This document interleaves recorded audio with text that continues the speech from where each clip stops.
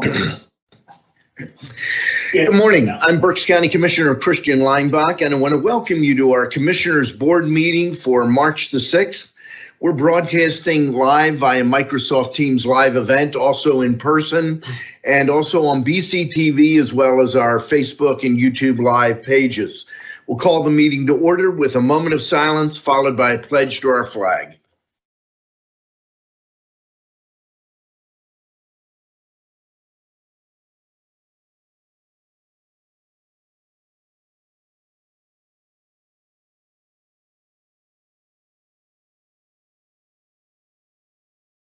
I pledge allegiance to the flag of the United States of America and to the republic for which it stands, one nation, under God, indivisible, with liberty and justice for all.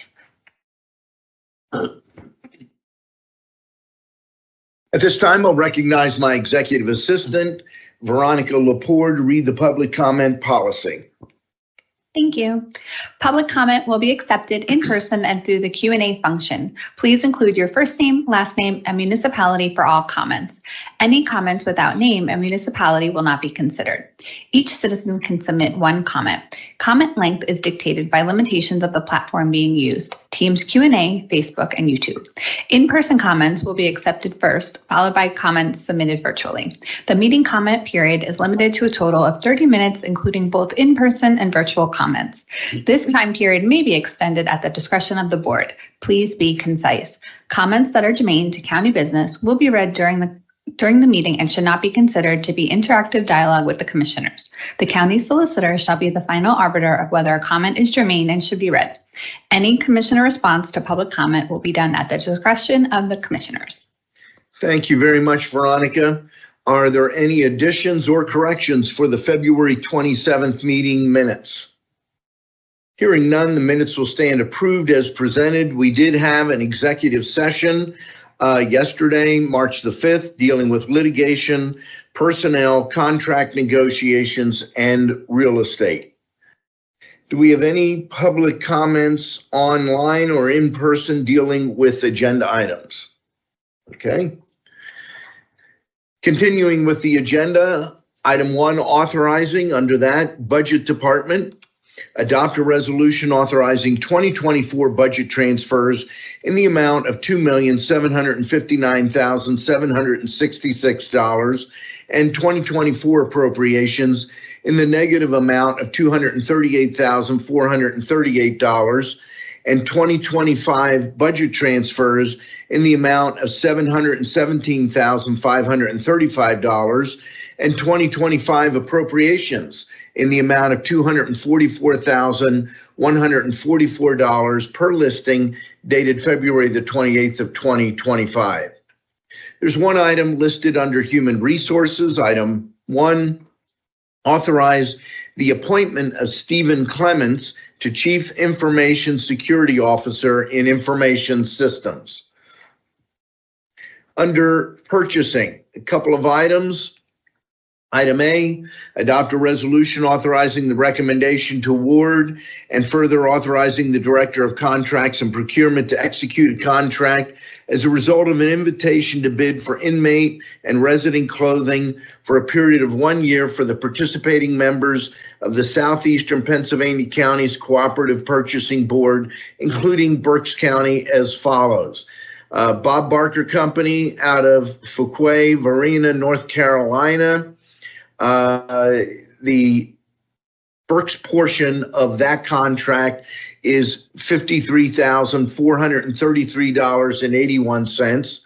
And also Hull Medell Footwear out of Marlboro, New Jersey. The Berks portion of that contract is $66,537.57. Item B, adopt a resolution authorizing a recommendation to award and further authorizing the Director of Contracts and Procurement to execute a contract as a result of an invitation to bid for grave markers for a period of 2 months. These are veterans grave markers. It goes to All Quality Aluminum Foundry in Smoketown, PA.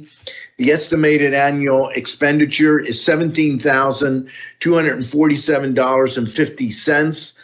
This is something that's made available to all families of veterans who pass away, but they also are involved with regularly refreshing either broken or stolen markers. My colleagues weren't here at the time, but these used to be made out of bronze. And early in my first term, they were getting stolen left and right for the bronze.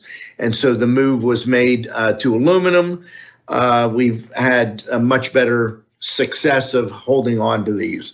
And the specific wars and individual prices are listed on the agenda. Item C, adopt a resolution authorizing the recommendation to award and further authorizing the Director of Contracts and Procurement to execute a 3-year contract effective July 1 of 2025 to June 30th, 2028, as a result of a request for a proposal for legal services for the Berks County Area Agency on Aging for eligible consumers as follows. This is Brumbach, Mancuso, and Fegley out of Shillington. And the rates are listed $190 an hour for attorneys, $100 an hour for paralegals. Several items listed under Commissioner Rivera. Item A, adopt a resolution authorizing the reappointment of Jeffrey Allman, West Lawn, Pennsylvania, to the Council on Chemical Abuse Board of Directors for a term expiring on April 1st of 2025. Item B, adopt a resolution authorizing the reappointment of Giovanni Bedoya, Ephrata, PA, to the Council on Chemical Abuse Board of Directors for a term expiring on March 1st of 2026. Item C, adopt a resolution authorizing the reappointment of Winton S. Butler, Reading, PA, to the Council on Chemical Abuse Board of Directors for a 3-year term expiring on February 1st of 2028. And item D, adopt a resolution authorizing reappointment of Jamie Baez Jr., Reading, PA, to the Berks County Area Agency on Aging Advisory Board to fulfill the unexpired term of Yahira. Is that right? Yahira? Yeah. Yep. Stone, expiring on December 31st of 2025. 3 items listed under Commissioner Santoni. Item A, adopt a resolution authorizing the reappointment of Dr. Jill M. Hackman, Reading, PA, to the Council on Chemical Abuse Board of Directors for a term expiring on June 1st of 2026. Item B, adopt a resolution authorizing the reappointment of Kevin Rudy, Reading, PA, to the Council on Chemical Abuse Board of Directors for a term expiring on October 1st of 2025. Item C, adopt a resolution authorizing the reappointment of Rochelle Smith, Reading, PA, to the Council on Chemical Abuse Board of Directors for a term expiring on February 1st of 2028. There's one item listed under the Commissioners. Item A, adopt a resolution authorizing the chair to execute the 2024 Senior Judge Reimbursable Cost Grant from the Administrative Office of Pennsylvania Courts in the reimbursement request amount of $76,670 to offset the cost of senior judges and their staff. I will note, because I believe it was listed on the public agenda, item 73.2025B has been pulled from the agenda. Item 2, a motion to authorize the execution of contract agreements and amendments as set forth on the contract agenda listing dated March the 3rd of 2025. There are a total of 6 contracts, 1 with CareerLink, 1 with Facilities, 1 with Information Systems, 1 with the Berks County Jail, 1 with Mental Health and Developmental Disabilities, and 1 with the Berks County Youth Center. Item 3, a motion to authorize the execution of the payments and electronic transfers for the week ending March 7th of 2025. Item 4, motion to authorize the execution of employee payroll disbursements dated March 11th of 2025. Motion to approve the agenda as presented. Second. The motion has been made and seconded. Is there any discussion? Hearing none, all those in favor signify by saying aye. Aye. Opposed? The motion is carried. We'll move now to reports of treasurer. Our treasurer and controller will begin with our Berks County Treasurer, Mitch Darcourt. Mitch. Thank you, Commissioner. Today we have an opening balance of $167,572,353.08. We have a balance to clear of $4,846,484.42, leaving us with a balance of $162,725,868.66. Thank you, Commissioner. Thank you very much, Mitch. We'll now move to our Berks County Controller, Joe Rutterow, with the Controller's Report. Thank you, Mr. Chairman. You're welcome. For the week ending March 7th, 2025, we have a total cash disbursement of $14,065,662.17. Thank you. Thank you very much. And we'll move now to our Deputy Chief Operations Officer, Larry Medaglia. Good morning. Thank you, Commissioner. Just a couple of quick notes. Wanted to acknowledge last night was the Berks County Library System Awards presentation, and I wanted to recognize all those around the county who received awards for their service to the county library system. It looked like Bethel Township Library was going to run away with the night, but then Wernersville stepped in and pulled off a couple of two.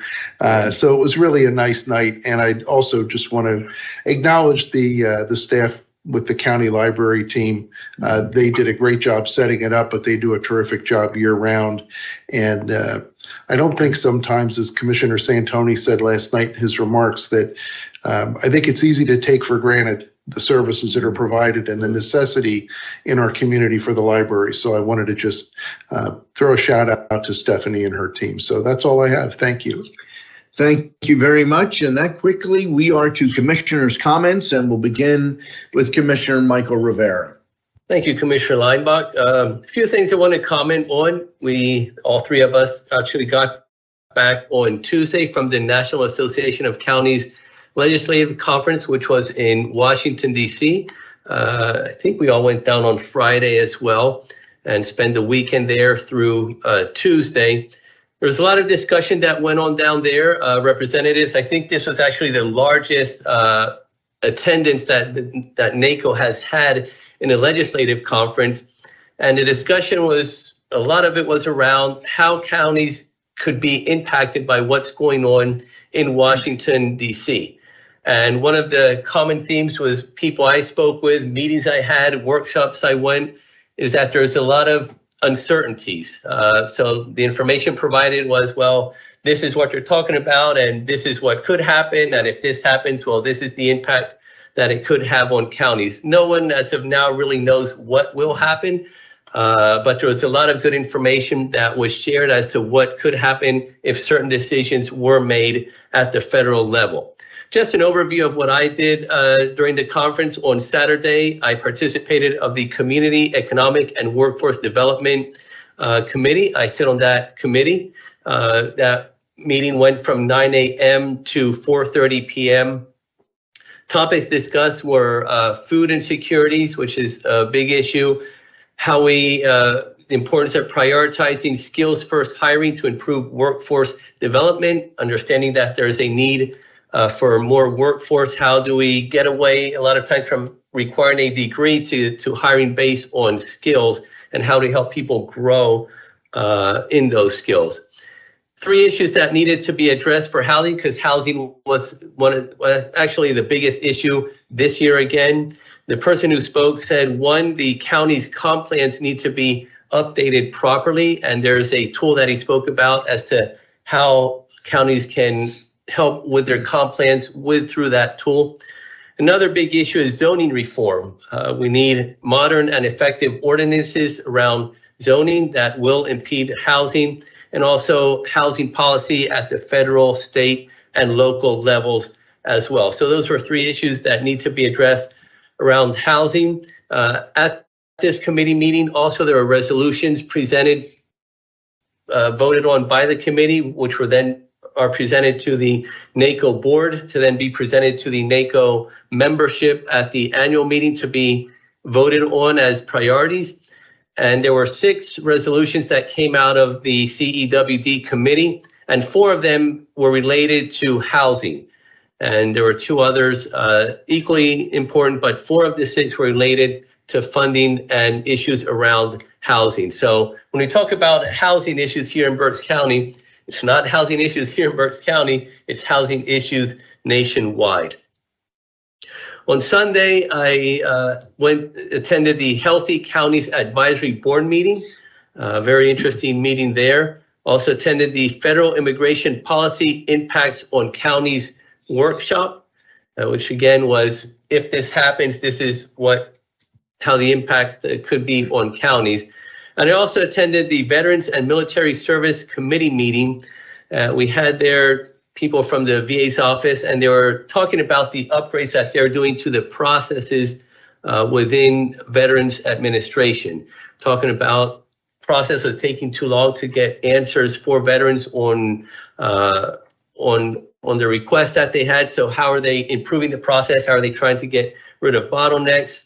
There are certain areas through that process that they have been starting to use IA and process automation around that. They will continue to work on that for another few years so that the whole system basically is done through AI and process automation. They were saying that right now, 73% of the mail and emails they get in is processed through process automation and AI. So it doesn't immediately have to go to someone to read to send it out to where it needs to go. So a lot of interesting information around that. And then on Sunday evening, we had the PA Counties Caucus meeting. This year also was the largest contingency from Pennsylvania at the NACO Ledge Conference. There were 34 Pennsylvanians represented at the conference there. We had our caucus meeting Sunday evening. And what happens at the caucus meeting is Commissioner Leinbach and Commissioner Hartwick, who are the Pennsylvania representatives to NACO, they give an update on NACO. People who attended the different committee meetings give an update on what happened there, and we prepare for the visit to the Hill on Tuesday. So we had a great discussions at that caucus meeting. Then on Monday, we had the general session in the morning. The U.S. Secretary of Veterans Affairs, the Honorable Doug Collins, spoke, very impressive, has a lot of great ideas for veterans, and his message was, veterans are first. It's not other bureaucracy, it's not other issues, it's veterans are first. How are we going to better serve our veterans now moving forward? Also, one of the other speakers was Alex Mayer, who is the director for the White House Office of Intergovernmental Affairs, and discussing how his office will interact with local governments, either be it local, be it county, or be it state. After the general session, we had what's called First 100 Days, which is a series of workshops that NACO puts together. They've been doing it virtually, but because we were at the NACO Ledge Conference, they held it there. And their focus was on different aspects. I'm not going to get into all the details, but basically 4 major points that they were discussing and how those 4 major points could have an impact on the counties. Again, a lot of uncertainty, so it's all based on what ifs. And then Monday afternoon, it was the Federal Agency Expo. There were different federal agencies there. I had the opportunity to speak with representatives of various agencies, and there are some items that I brought back that I want to make sure that we follow up on. Then on Tuesday morning, we had the closing session where the Honorable Brooke Rollins, the U.S. Secretary of Agriculture, spoke. She discussed her plans for the U.S. Department of Agriculture and what they will be doing as well to cut down on bureaucracy and unneeded spending within the Department of Agriculture. And again, how do they focus on agriculture and make sure that they're able to work with counties to meet the needs of the ag communities. You also had 2 speakers and 2 U.S. representatives speaking at that closing session as well. I left after that session, but I know Commissioner Leinbach then went on to the Hill for the legislative visits or congressional visits that day. Larry already spoke to the Berks County Library Award ceremony last night. I also want to congratulate the winners on that. And I also want to congratulate the staff for a great event. There were, I think, what were there, 10 awards given out, I believe, 10 or 12 awards. At least that. And they moved it through very well. 45 minutes, the program was done. They had some snacks there, so great job by the public library staff there. Tomorrow is the Berks County Heroes Breakfast. I will be attending that in the morning as well. And my last item is we do have an elections board meeting today at 11 a.m. and there are 3 items on the agenda. We will be discussing the poll worker training and poll worker pay, the PA Liquor Control Board questionnaire, and proposed ballot drop box schedule. So please feel free to join us either in person or virtually. That's all I have. Thank you very much, Commissioner Rivera. We'll move now to Commissioner Dante Santoni. Thank you, Mr. Chairman, and good morning, everyone. I just want to report on a couple things, and then I'll talk about NACO, and I don't want to repeat a lot of the things that my colleague had mentioned, but I also attended the Berks County Public Library Awards ceremony last night, had the pleasure and honor of giving the opening remarks, talked about the importance, of course, of public libraries and all the great work that our libraries do. Our system is outstanding. 12 awards were given out. The Berks County Public Library put out a press release this morning, and it lists everybody. I'm not going to go through all of them. I'll just mention a couple. The outstanding elected official went to Senator Judy Schwank. She was there as well. They give Trustee of the Year, outstanding local businesses, volunteers, children's programs, senior programs, and what they call the most prestigious award is the Dreisbach Award for exemplary service went to Elizabeth Betsy Kreider of the Bethel Tulpehocken Public Library. So I wanted to just point out a couple of winners from last evening. It was a great event. Just a couple mentions. This month, March is Women's History Month. So I just wanted to mention the fact that all the great things that women do for our community and for our state and for our nation will be highlighted this month. And I just want to commend that. And also, we got a little note, and I want to also point out that March is Colon Cancer Awareness Month, and our Human Resources put out a press release to us, or an email to us. Colon cancer is the #2 leading cause of cancer deaths amongst men and women in the U.S., and it is very preventable, treatable, and beatable. So I wanted to mention that. Make sure you do what is needed with regards to checking early for colon cancer, because that's going to be highlighted this month as well. Just to report very briefly about my time at NACO. It was my first time attending the conference down in Washington at the Washington Hilton.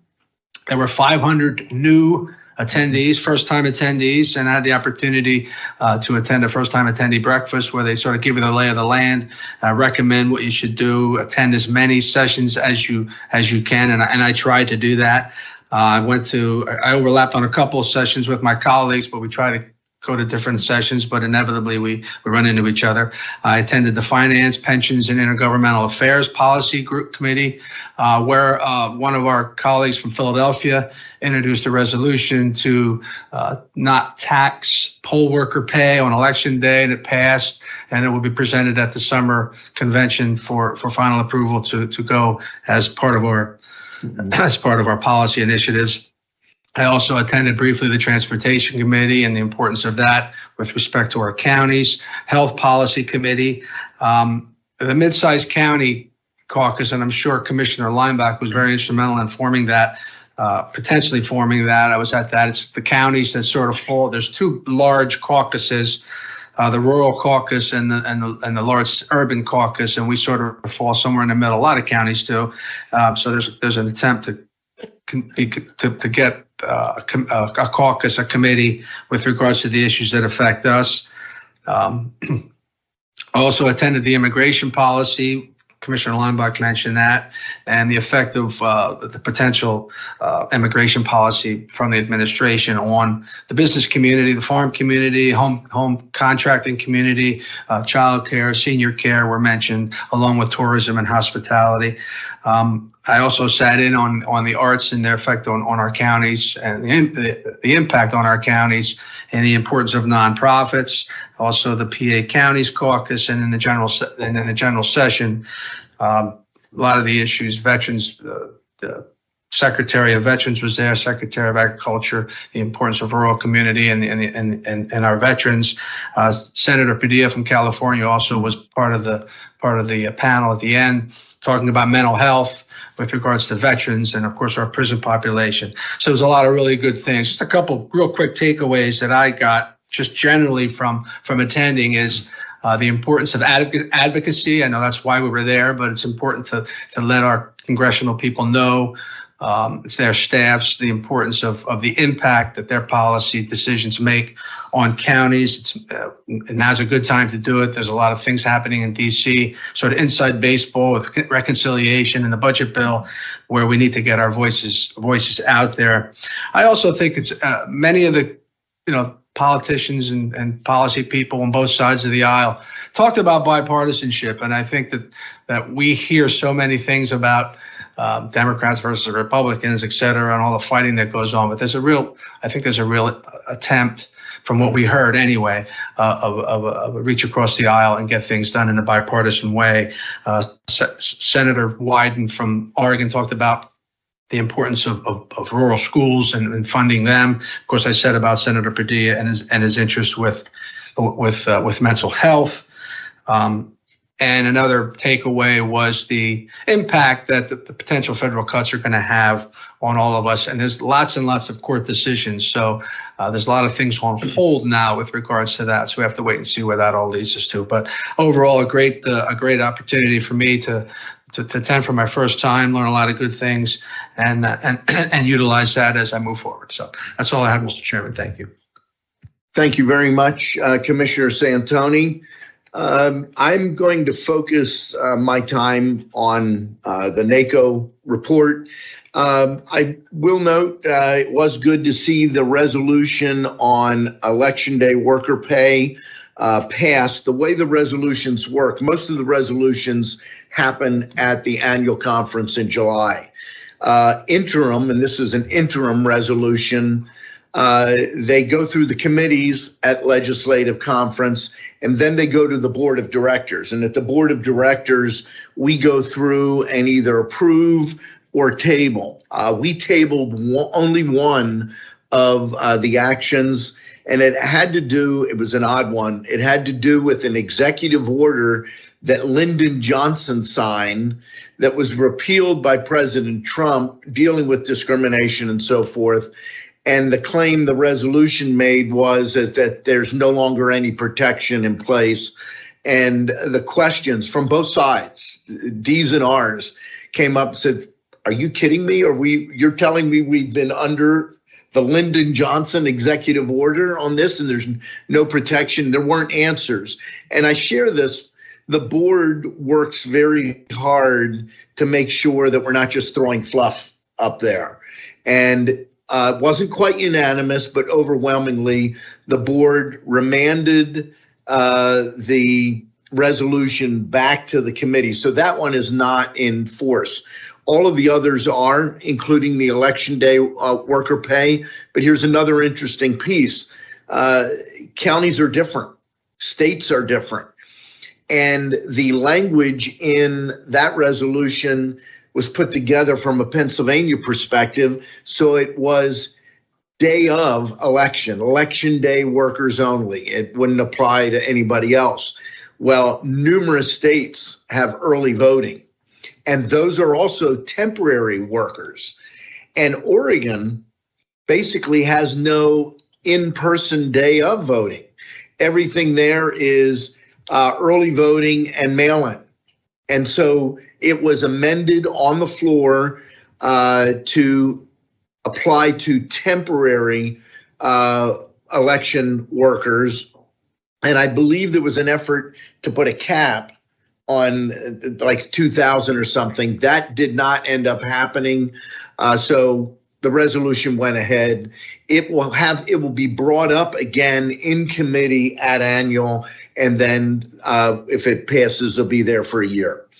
I sit on the Transportation Committee. We dealt with a number of things. One of the big ones was that there's another push for heavier trucks on the highway, 90,000 versus 80,000.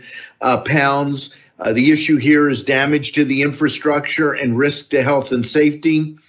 I'm not going to take you to it right now, but it's worth looking at National Safety Council stats on vehicle tractor trailer injuries. Injuries are up significantly in the last 10 or 15 years. Fatalities are up slightly, but nowhere near what the overall injuries. Here's the big issue, and this was discussed at length. The advocates will tell you, well, this is simple physics. The 90,000 pounds doesn't matter. We're adding additional axles. And when you're talking about a roadway, that's true. By spreading it out, the impact per axle is no difference, no greater.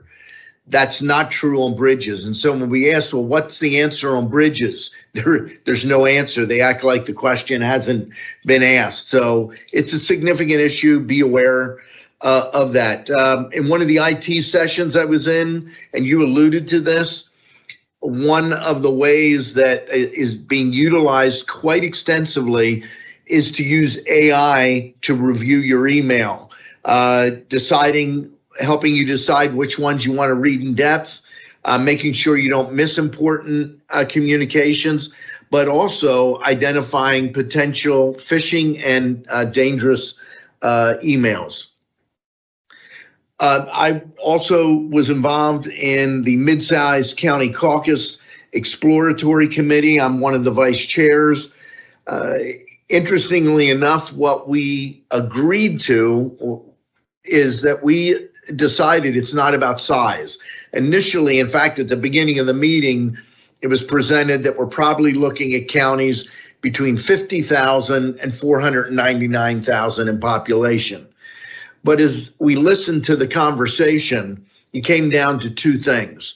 One, it's less about size and more about the mix and interaction between rural, suburban, and urban, not size. So if you're Los Angeles, maybe Los Angeles is a bad example, Chicago, I'm trying to think the name of that. It might be Lake County, I don't know. But there, it's all urban. It's not going to be the same.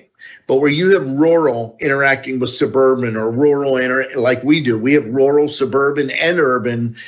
There are unique challenges that come with that model. The other issue that became very clear, there are programs at the federal level that apply exclusively to true rural counties. And by rural county, they don't even have a hospital. It's an hour or more to get an ambulance. A lot of services that we take for granted at the county level, they share among 4 or 5 counties because they just don't have the money. One county in Colorado several years ago had a tourist plane crash with like 10 or 12 people on board, all of them killed. In one event, the entire coroner's budget was blown. We can't relate to that. But what they recognized is there are programs that are exclusively for those rural counties and don't apply to anybody else. And there are programs that are exclusive to the pure urban counties and don't apply to anyone else, even though there are needs in both of those areas in this mixed group. So what's happening, I'll be on a virtual meeting probably within the next couple of weeks, putting together an agenda for a virtual meeting of the full task force the end of March, the beginning of April, where we will put together a structure for a new caucus, probably finalize a name for that caucus, and that will be presented to the NACO board in May at our WIR conference, which I will be attending. And the belief is right now it's probably going to go forward and forming another caucus. None of these caucuses establish policy. The policy goes through the various policy committees. What these caucuses focus on are issues that are unique to their group of counties and sharing best practices. How does one county deal with this situation versus another? And that would be the general objective of this group. It's another reason why focusing on size just doesn't make a whole lot of sense, but focusing on those unique aspects. I also went to a regulatory workshop. It's my first workshop that I've ever attended that was absolutely packed. I think immigration was this way. There were maybe 120, 130 people seated, and there were another 60 of us standing for the whole thing. It was a fascinating session. Just share a couple of very interesting statistics.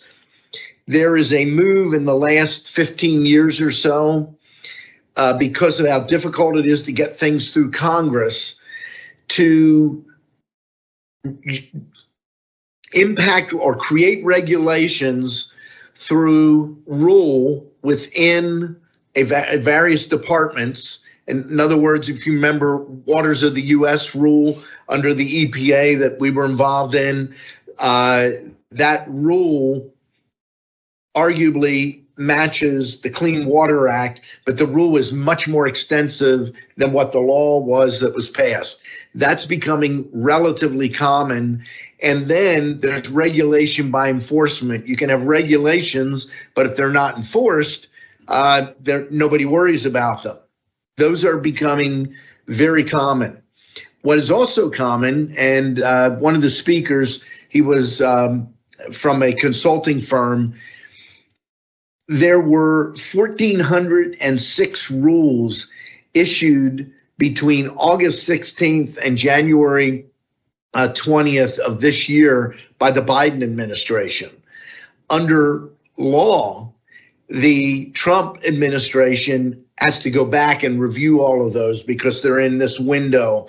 That is a fairly extensive process. At the board forum, we heard from Amanda Karras, and I'll send you some information, Christine. She is the director and general counsel of the International Municipal Lawyers Association. They do a lot of work with NACO, and she went over a number of decisions. One of the things I found fascinating, and this is something the homeless community advocates were looking at here in Berks County. Last year, the Supreme Court ruled on the Grants Pass case that the Eighth Amendment does not apply. And this is a case where a city removed homeless encampments and they were sued and challenged that they violated their Eighth Amendment rights. I never realized what the claim was until she explained it. The claim was that what the city in this case did was cruel and unusual punishment. And the Supreme Court said, no, that's not the case. Also, Amanda sat in at the board meeting with Matt Chase, and they did a discussion on executive orders. I was shocked. This is something I did not know.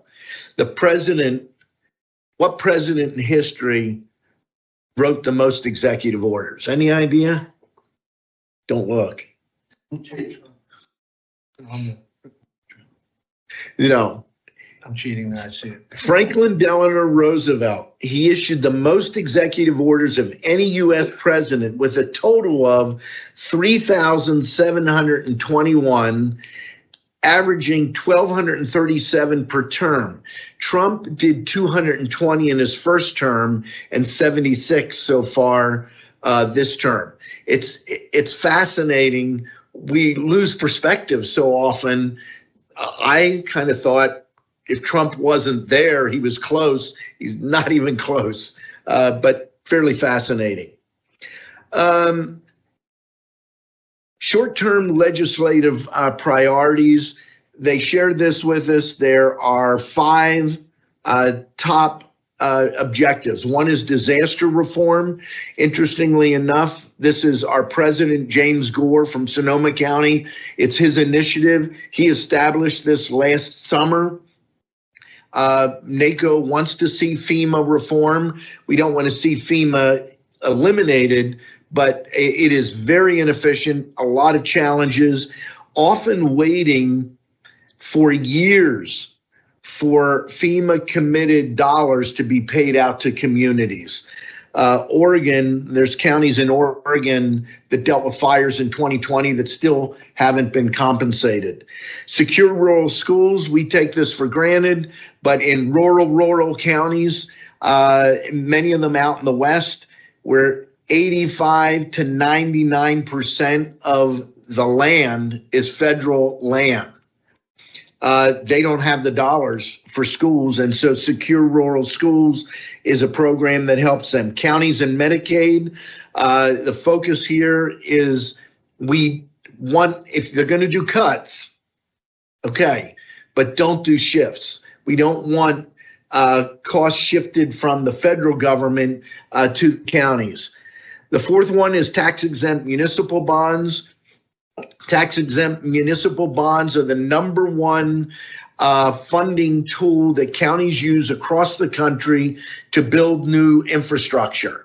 It's very highly regulated, but if it went away, it would generate $340 billion back into the federal coffers. It would cost counties about, and this sounds small, but it's big, 2.5% additional in their financing, their debt financing. More importantly, the primary purchasers of these bonds are retired people. It's not some, fat cat area. And often the picture that people show of these tax-free muni bonds are sports stadiums. And NACO has made it very clear. Go after the NFL, go after Major League Baseball, go after the owners. We're fine with that. We're simply saying you need to understand how these dollars are used. The last thing is county human services, modernizing county administered programs. Real quickly, I want to share a few photos with some closing comments.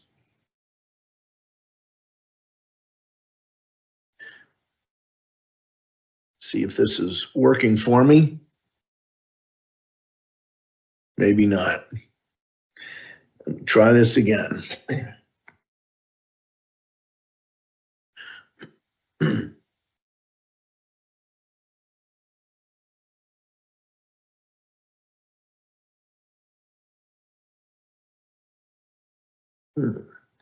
We'll find out here in a minute. While you're doing that, I wanted to mention one really quick thing. I know you're a history buff, and so is our prothonotary who's with us today, but the site of the convention is the Washington Hilton. And JD's shaking his head.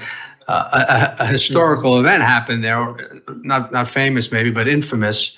John Hinckley attempted to assassinate President Reagan there on March 30th, 1981, at the site where we had our NACO conference. I didn't know that until I got down there and found out.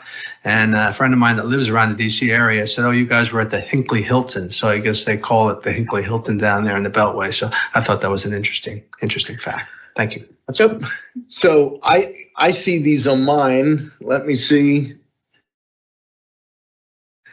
And I had to do it a little bit different, so we'll see how this, okay, let me move the crazy thing. Oh, well. This is a picture on the steps of the Capitol with Senator McCormick. I had a humorous picture. We got up then and had a picture with him, and we were standing facing down the steps, and somebody says, "Photobomb." And here's Senator Cory Booker from New Jersey, walks up behind us, has his hands up, he's smiling. What I want to share that was fascinating, we met with Senator McCormick and then later with Senator Fetterman. Senator McCormick made it very clear that he and Senator Fetterman have been meeting, working on things on which they agree. They intend to work together. When we met with Senator Fetterman in his office, Senator Fetterman, without us saying anything, brought up Senator McCormick and said, "Look, we're not going to agree on things like," I think he gave the example of choice. Fine. Let's talk about the things that we can work together on, and made it very clear that they are working together. That was encouraging, and I agree with Commissioner Santoni. We heard that from a number of people in the conference on both sides of the aisle that said, look, we're here to work to solve problems, and that was refreshing. I encourage people not to get sucked in by the media on both sides. James Gore, and I'll end with this. I had a picture of James Gore. James Gore is our president. He spoke at the opening general session, a fairly long speech, and the best speech of a NACO president I've ever heard. Some of the things that he said is, don't be a victim as county leaders. Be a leader. Step up. Do your job. He said, recognize there are a lot of people that want us to be here shouting at each other, screaming at each other. Don't be the people you can't stand. He said, often the people you can't stand are the ones that are shouting at us. If you don't like that, don't fall into the trap of shouting at each other. Let's work together, and the things that we agree on, let's make a difference. That was very encouraging. And I know James Gore, you know him as well. He's a good guy, Sonoma County, California, happens to be a Republican. I guarantee most people wouldn't know that from what he said, because he wasn't about partisan. He was about, let's focus on what we need to do to make counties stronger, better. Let's work with the administration. Let's work with the majority and minority leaders in the House and the Senate and get things done. Going on the Hill on Tuesday was a very good experience. I've done it every year that we go down, but it was encouraging talking to Senator McCormick and talking to Senator Fetterman separately, and knowing that on the things that they can, they're working together. And that's what we need. We need people that are willing to work together, not give up your values, not capitulate on issues that are important to you, but working together on the things that make sense. That's all that I have. Anything from our row officers? I have nothing at this time. I have no comments at this time either. Okay. I do, Commissioner, if I may. JD. I'd first like to ask the contract that was approved earlier with Bob Barker Company. Yes. Does that include a chance to come on down, play a pricing game, and spin the big wheel in the showcase? I think it's a different Bob Barker. Okay. But yes, I think about that every year. I think we've had contracts with him for a couple decades. So I'm here today because 2 months from tomorrow actually is Pennsylvania's deadline for Real ID, May 7th. Good point. We're starting to get inundated with folks coming in for copies of their divorce decrees. But just to let our fans in media land who are watching us know that if you don't have a Real ID after May 7th, you won't be able to fly commercially without another type of approved identification. And you won't be able to get into a federal building, or you won't be able to get into a military base. So if you're not getting your Real ID or don't plan on getting it, that's fine. But just know that you need to either carry your passport if you have one, or you need to get another form of approved ID. To get a Real ID real quick, you need a proof of identity, your passport, your birth certificate. And a lot of people ask me about birth certificates. JD, can I come into the courthouse and get my birth certificate? No, you can't. Birth certificates and death certificates in Pennsylvania are state records. You do not get them in the courthouse. Divorces, yes. Marriage certificates and marriage licenses, as our distinguished deputy CO knows very well. Yes, you get them here in our courthouse and services center. But birth certificates you cannot get in the courthouse. I think a lot of it, unfortunately, just goes to people never being educated when they were in school about different types of records and vital records, and that's a real shame. But if you need a copy of your divorce, if you need a copy of your marriage, you can get those here. So we suggest that people plan accordingly. Some of our records, a lot of our records are digitized, but some are not. Some of the older divorces, which is used for proving the proof of your name change, you need to come in and plan through. So for our friends who are looking to get their real IDs and they need copies of their divorce decrees or their, and I'll speak for my distinguished colleague and dear friend Suzanne, the Register of Wills and the clerk of the Orphans Court, your marriage license or your marriage certificate, please come into our offices. We'll be glad to help you out. I think it's $5 in the Register of Wills for a certified copy of a marriage license. It's $7.75 in my office for a certified copy of your divorce decree. But just everybody, please be conscious that Real ID is coming. I think it was planning to go into effect like in 2020 before. Yeah, it was extended at least twice. Extended. It's But it's happening now, May 7th, and partially because of COVID. it really is a pain in the neck if you're not prepared on what you need to go get it. So there's resources online available through the state about getting it, what you need. And that's it. Thank you for indulging me, Commissioners. Yep. And that is an interesting piece because they seek to match what your actual name is. It's kind of funny. This came up at NACO. I sit on the audit committee and we audit the executives' travel expenses. And when I got the report, I'm looking, Judson Donald? Who is Judson Donald Clark? I thought, maybe J.D. Clark's dad. Here, J.D. Clark is registered in the NACO system as J.D. Clark. He's a judge from Wise County, Texas. He's our vice president. But when he flies, he has to use his legal name, and his legal name is Judson Donald Clark. And actually, our AI system that is used to review entries flagged him as soon as he showed up. He's not in our system.